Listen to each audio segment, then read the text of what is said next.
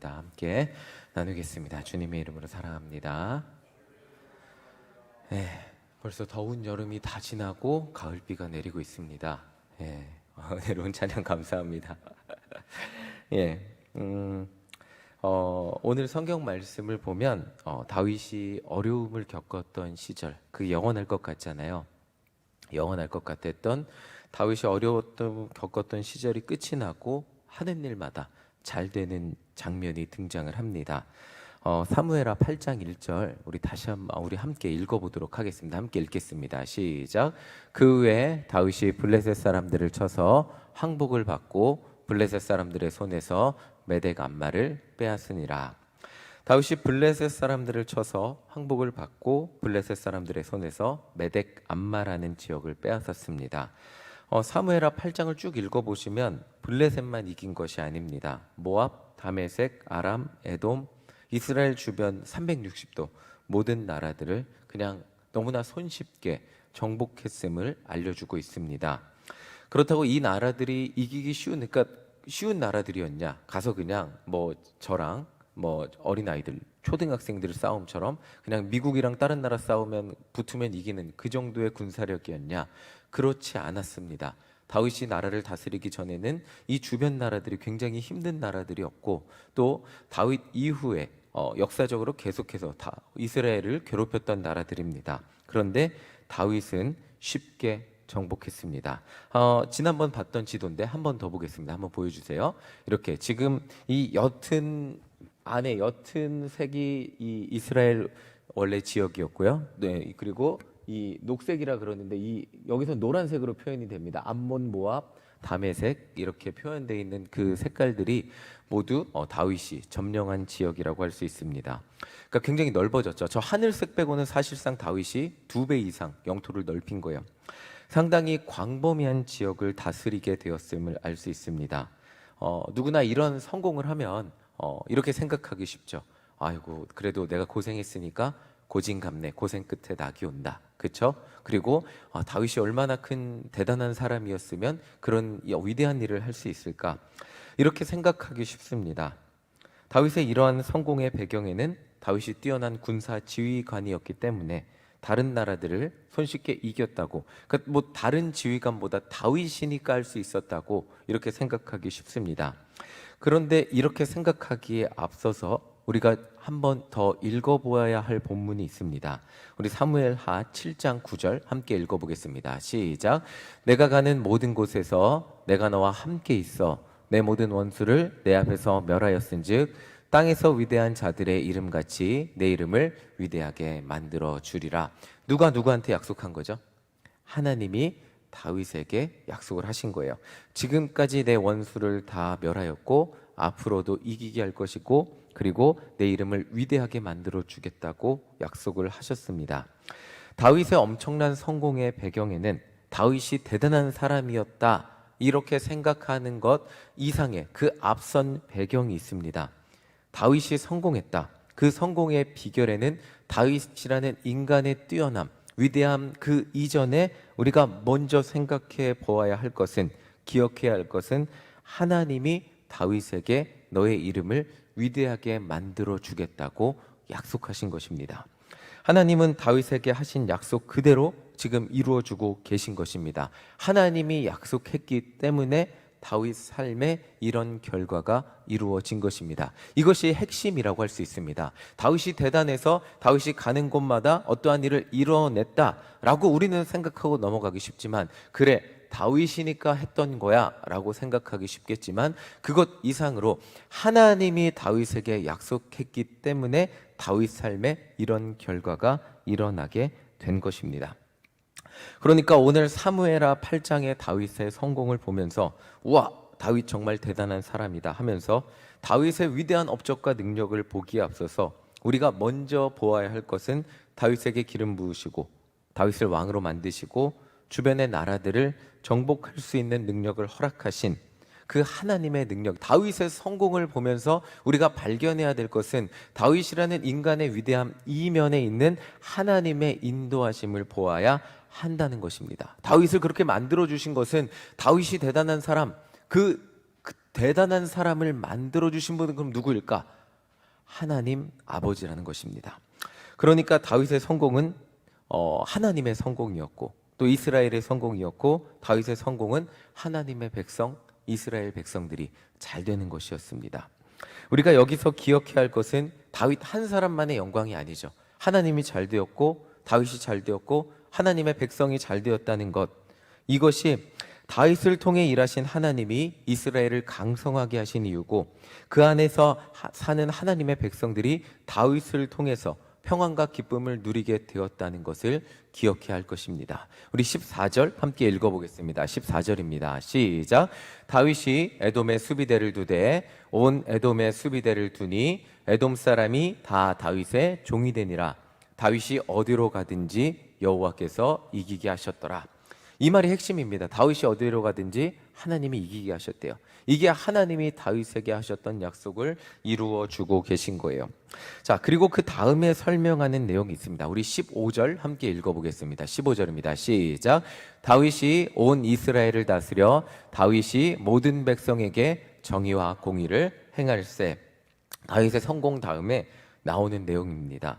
온 이스라엘을 하나님의 법대로 모든 백성에게 정의와 공의로운 모습으로 나라를 다스렸다고 설명하고 있습니다.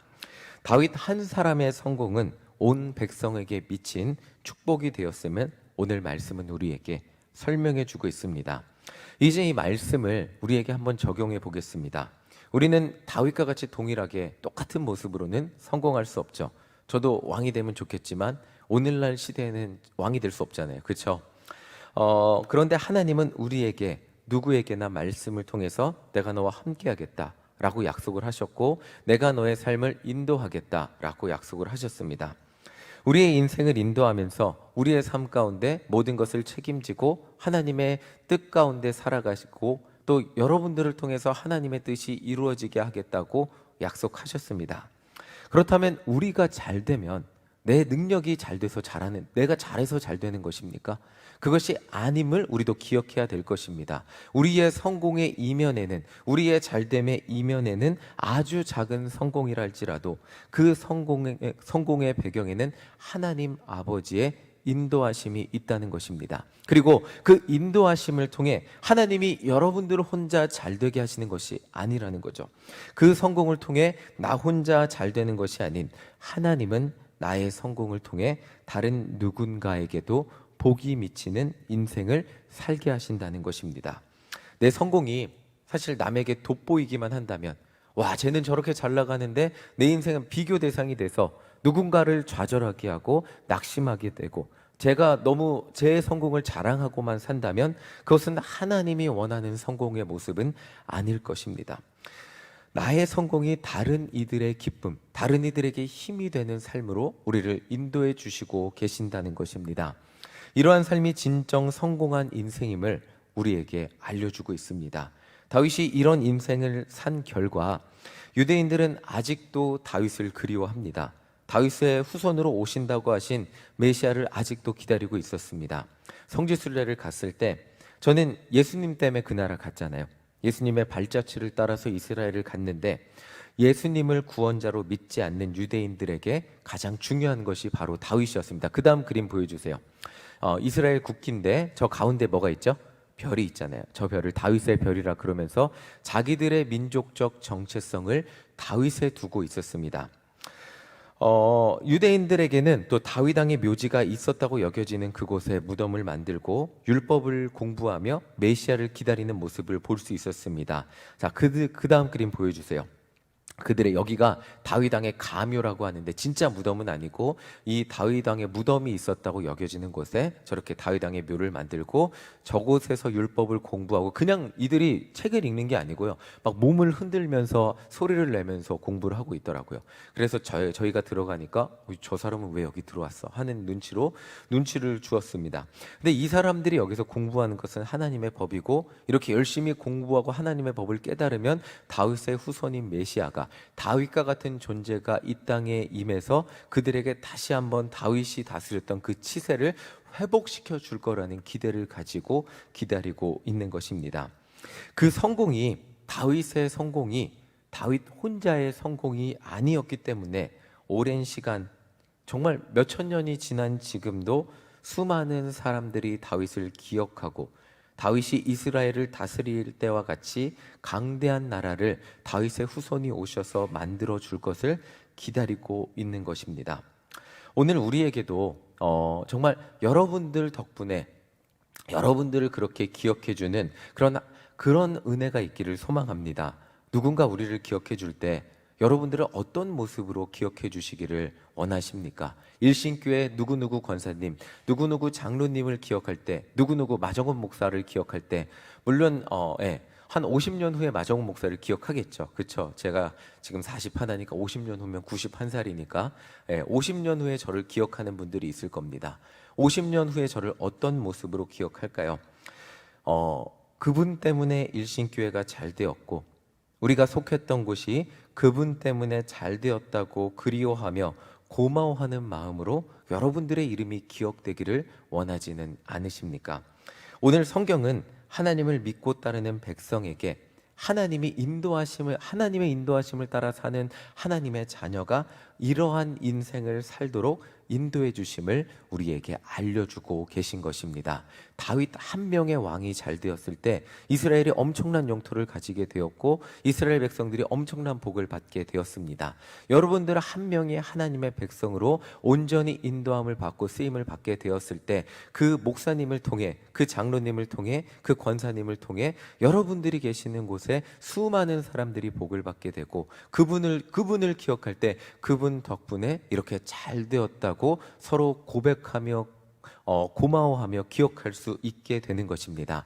오늘 말씀을 듣는 우리 성도님들 가운데 이런 하나님의 복이 임하기를 간절히 소망합니다. 아멘이시죠? 그렇게 되시길 소망합니다. 이미 그렇게 살고 있음을 저는 참 감사하고 있습니다. 오늘 말씀을 통해 한 가지 더 생각해 보려고 하는 것이 있습니다. 먼저 다윗의 예를 들기 전에 더 이해하기 쉬운 요셉의 예를 들어보겠습니다. 이 질문을 하면 대부분 대답을 못 하시는데 인간적으로 볼 때 요셉이 감옥에 간 것은 성공한 것입니까? 망한 것입니까? 망한 것이죠. 누가 봐도 망한 것입니다. 요셉은 주인의 아내의 유혹을 보디발의 아내의 유혹을 물리치고 정직하게 행하였지만 누명을 쓰고 감옥에 갔습니다. 인간적으로 보면 완전히 망한 것입니다. 그런데 성경은 우리에게 다른 한 가지 관점을 설명해 주고 있습니다. 창세기 39장 23절 우리 함께 읽어보겠습니다. 시작. 간수장은 그의 손에 맡긴 것을 무엇이든지 살펴보지 아니하였으니 이는 여호와께서 요셉과 함께 하심이라. 여호와께서 그를 범사에 형통하게 하셨더라. 자, 이 말씀을 우리가 말씀 잠깐 띄워주세요. 이 말씀을 이해해 보겠습니다. 우리가 어떤 장소, 어떤 환경, 어떤 상황이 있어도 하나님이 여러분과 함께 하시면 성공한 인생입니까? 아닙니까? 성공한 인생입니다. 그렇죠? 그러면 누명을 써서 감옥에 갔습니다. 성공했습니까? 실패했습니까? 이 질문에 대답을 다들 못하세요. 성공했습니까? 실패했습니까? 이게 굉장히 요셉의 이야기를 보는 핵심 포인트입니다. 여호와께서 요셉과 함께 하심이라. 여호와께서 그를 범사에 형통하게 하셨더라. 자, 지금 요셉의 삶은 일관성이 있습니다. 그게 뭐냐면 보디발의 집에 노예로 갔어요. 그때도 성경이 뭐라고 얘기했죠? 여호와께서 함께 하셨고 보디발이 요셉을 믿고 모든 것을 다 맡기고 형통하게 하셨다고 고백하고 있습니다. 요셉의 삶은 보디발의 집에 노예일 때도 하나님께서 함께 했습니다. 그리고 감옥에서도 하나님께 함께 하셨고 형통하게 하셨습니다. 자, 요셉은 장소만 바뀐 거예요. 노예일 때, 죄수일 때, 그리고 그렇게 일관성 있게 살았기 때문에 하나님이 그렇게 함께 하셨기 때문에 애굽의 왕궁에 가서도 똑같은 모습으로 살게 됐습니다. 하나님이 함께 하셨고 바로도 요셉에게 모든 것을 믿고 맡겼고 그리고 요셉은 하나님이 함께했기 때문에 형통할 수 있었습니다. 자, 이것이 중요한 겁니다. 우리는 상황과 환경에 따라 실패했다고 여길 수 있습니다. 그렇죠? 그런데 하나님은 그 실패의 기준을 다르게 성경에서 말하고 있습니다. 그 성공과 실패의 기준은 아무리 높은 사울이 왕이었어요. 왕이었는데 여호와의 영이 떠났을 때 실패한 인생이 되었습니다. 매일 불안에 떨었고요. 우울증에 시달렸고 아무도 못 믿고 다윗을 죽이려고 했습니다. 그게 실패한 인생이고, 성경이 말하는 성공한 인생은 그가 어디 거하든 여호와 하나님께서 함께 하시니 그 인생이 성공한 인생이라고 말해주고 있습니다. 그리고 그 인생이 일관성 있게 보디발의 집에서 노예로 살 때도, 감옥에서 죄수로 살 때도 그곳에서도 하나님이 함께 하시고 형통한 정말 성공한 인생으로 살았기 때문에 어디에 있었건 그 높고 낮음에 상관없이 형통한 인생으로 살았기 때문에 인간적으로 볼 때 가장 높은 자리에 갔을 때도 성공할 수 있었음을 성경은 말해주고 있습니다. 자, 이것이 요셉의 삶의 패턴이었어요. 자, 요셉은 장소만 달라졌지 그 삶의 모습은 달라지지 않았습니다. 노예일 때도 감옥에 있을 때도 하나님의 인도하심을 따라 성실한 삶의 모습을 가지고 최선을 다해 살았기 때문에 총리가 되었을 때, 높은 자리에 갔을 때 그 모습이 빛을 발할 수 있게 된 거죠. 자, 이 이야기를 하는 이유는 15절 때문입니다. 우리 사무엘하 8장 15절 다시 한번 읽어보겠습니다. 시작.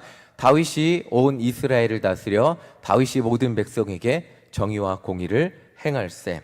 제가 다윗 설교를 하면서 반복해서 말씀을 드리는데, 다윗은 아무리 화가 나고 아무리 절박하고 아무리 힘들어도 아무리 어려운 상황이라도 넘지 않았던 선이 있습니다. 그 선이 뭐냐면 이스라엘 백성들을 건드리지 않는 거예요.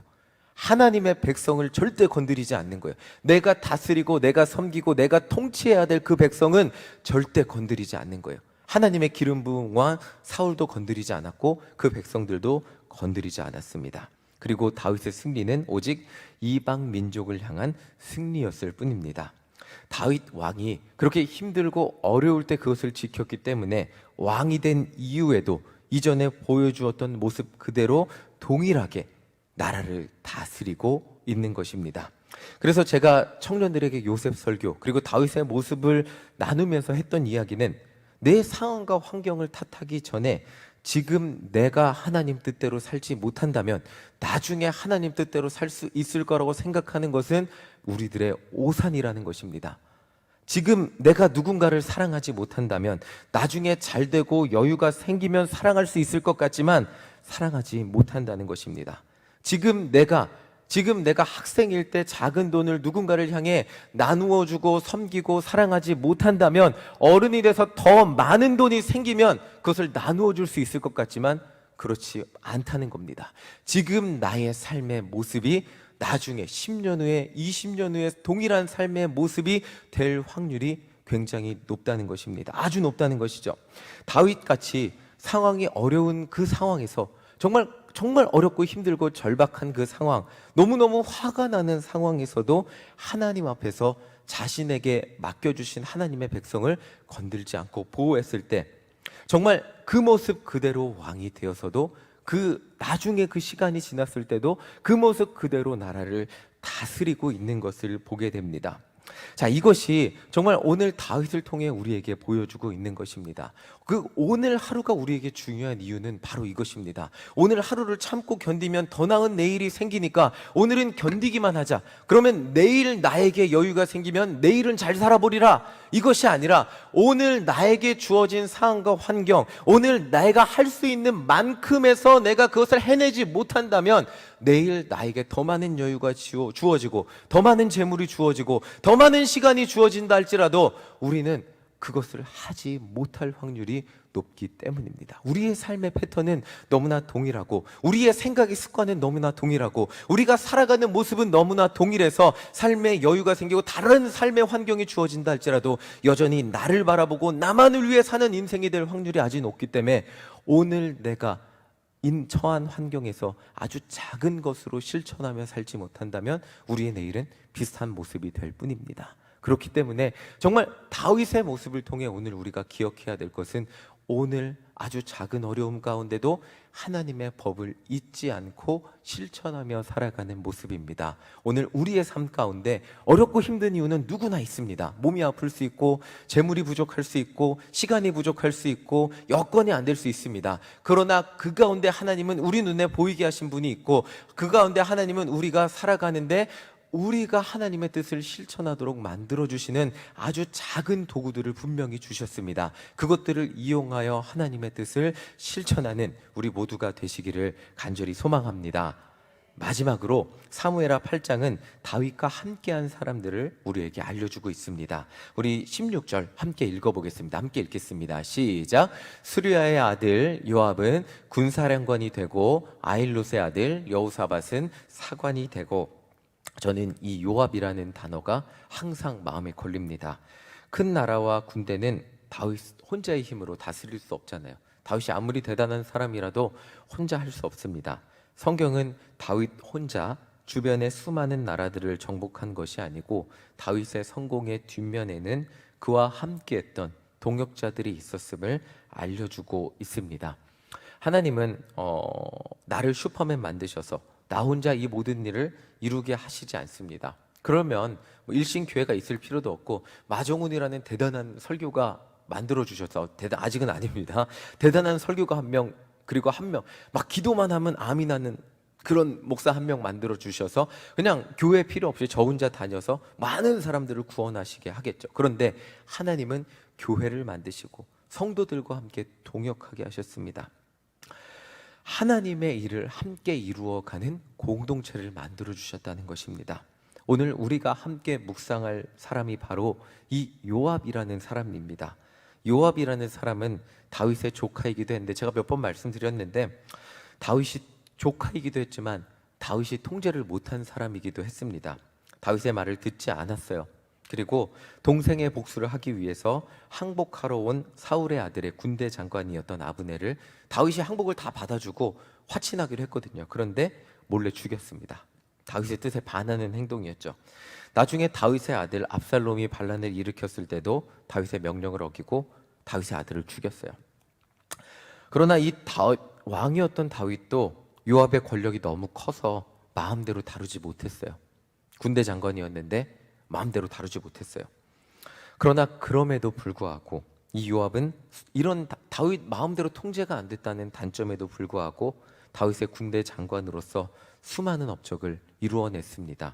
그리고 다윗이 수많은 나라들을 점령하는데 가장 최전선에서 1등 공신이 되었습니다. 매번 요압을 묵상하며 하나님이 나에게 만남의 축복을 주실 때 내 마음에 드는 사람, 내 말만 듣는 사람, 그리고 정말 내 마음대로 움직여주는 사람만 보내주실까 생각을 해보게 됩니다. 정말 그런 사람들이 분명 저를 옆에서 잘 도와주고 제 말만 잘 듣는 사람들을 보내주시겠죠. 그런데 요압 같은 사람들도 보내주셔서 그런 사람들과도 함께 사명을 잘 감당하다 보면 하나님의 이름 이루는데 함께 쓰임받을 수 있게 된다는 것을 이 요압이라는 사람을 통해 기억해 보게 됩니다.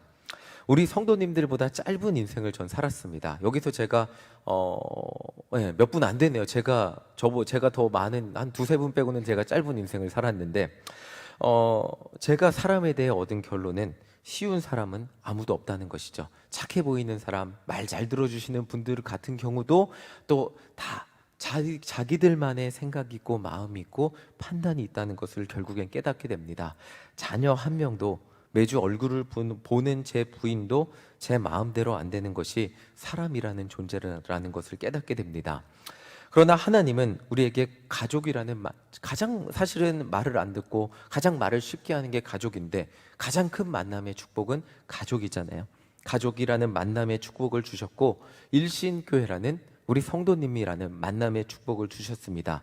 이 안에는 제 얘기를 잘 들어주시는 분도 계시고요. 때로는 저에게 불만을 이야기해 주시는 분도 계시고요. 때로는 제가 부탁하면 어렵다고 거절하시는 분들도 계십니다. 그런데 이 모든 분들은 제가 다 전도한 거 아니잖아요. 제가 다 나가서 전도한 분들은 아니잖아요. 저보다 일신교회 먼저 다니신 분들이 더 많고 또 저보다 늦게 오셨다 할지라도 하나님이 이곳에 보내주신 분들이라는 것을 깨닫게 됩니다.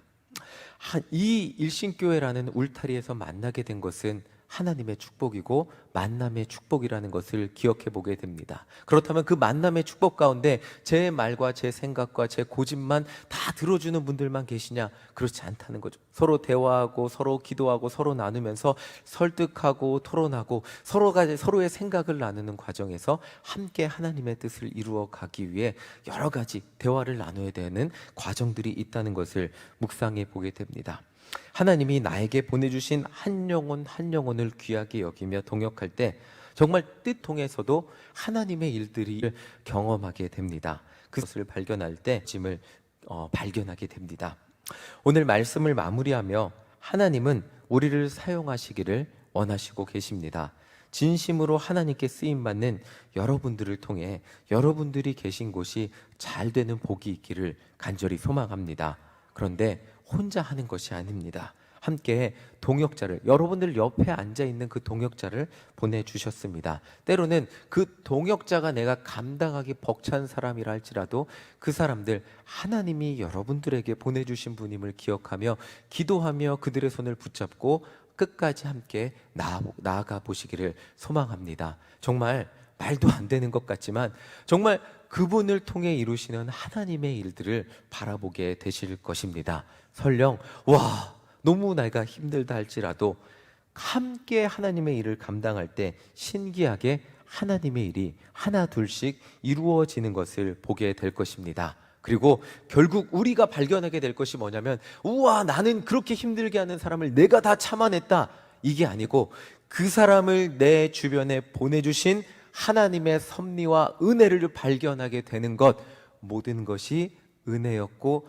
은혜였다는 고백을 하게 되는 것이 우리의 고백이 될 것입니다. 정말 하나님의 섭리는 너무 신비하고 오묘해서 정말 나를 힘들게 했던 인간관계까지도 나를 정말 기도하게 했던 인간관계까지도 선으로 인도하셔서, 요셉이 창세기 50장에 뭐라 그랬죠? 당신들은 나를 헤아려야 했지만 하나님은 그것까지도 선으로 바꾸셔서 오늘 많은 이 생명을 구원하게 하셨다고 말씀하셨습니다. 정말 그것까지도 선으로 바꾸셔서 정말 만남의 축복을 주셔서 요셉을 통해 그 가정이 구원받게 하셨고, 만남의 축복을 주셔서 요압을 통해 정말 다윗의 나라가 강성하게 하셨고, 만남의 축복을 주셔서 여러분들을 통해 일신교회가 잘 되게 하셨습니다.